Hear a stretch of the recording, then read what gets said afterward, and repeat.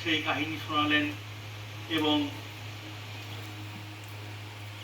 শ্রীকৃষ্ণ তার মাতাকে সপ্তমাতাকে ফিরে পেয়ে সেই সপ্তমাতার বাৎসল্য রস হরিত হতে লাগলো এবং তার সমস্ত যে স্ত্রীগণ ছিলেন 16,000 গোপিনী, তারা ছিলেন এতদিন পোষিত ভর্তিকা।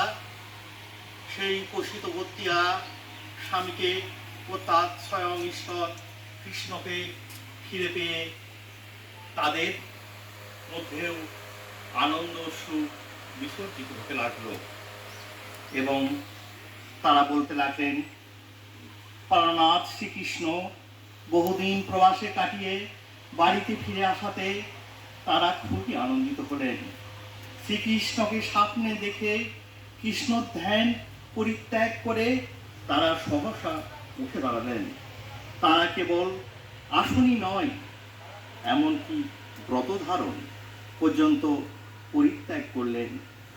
এখানে ব্রত ধারণ বলতে যে সমস্ত তখন এই কথাটা ছিল, যে সমস্ত মণি ঋষি পোষিত ভর্তিকাকেই বলছে, সেই পোষিত ভর্তিকা কি না, তখন যে সমস্ত স্বামী স্ত্রীদের স্বামী বিদেশে থাকতেন তারা তখন আমোদ প্রমোদ শৃঙ্গার উৎসবে যোগদান, হাসি ঠাট্টা এবং অপরের গৃহে যাওয়া, স্ত্রীর পক্ষে এই 5টি কর্ম ত্যাগ করা উচিত ছিল। একেই বলা হয়েছে ব্রত ধারণ। তারা তখন সেই ব্রত ধারণ পর্যন্ত পরিত্যাগ করেছিলেন। সেই ব্রত প্রতি প্রবাসে থাকার জন্য তারা পালন করেছিলেন। সেই সময় তাদের চোখ মুখ লজ্জায় কাতর হয়ে গিয়েছিল।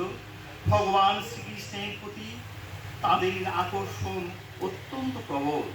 প্রথমে মনে মনে, তারপর দৃষ্টি দিয়ে, তারপর পুত্রদের ছলে দেহ তারা কৃষ্ণকে আলিঙ্গন করলেন। এই শৌনক সে সময়ে তারা লজ্জাবশত প্রেমাশ্রু নিরুদ্ধ করে রাখতে চেষ্টা করেছিলেন, কিন্তু প্রেমের অবশ্যতা হেতু কিছু নয়নবাড়ি ঝরে পড়ল। যদিও শ্রীকৃষ্ণ একান্তে সর্বদাই তাদের কাছে থাকতেন, তবুও তাঁর চরণ কোমল প্রতিক্ষণে তাদের কাছে নতুন নতুন মনে হতো। স্বভাবত চঞ্চলা হয়েও লক্ষ্মীদেবী যে শ্রীচরণ একক্ষণের জন্য হাতছাড়া করেন না, সেই শ্রীকৃষ্ণের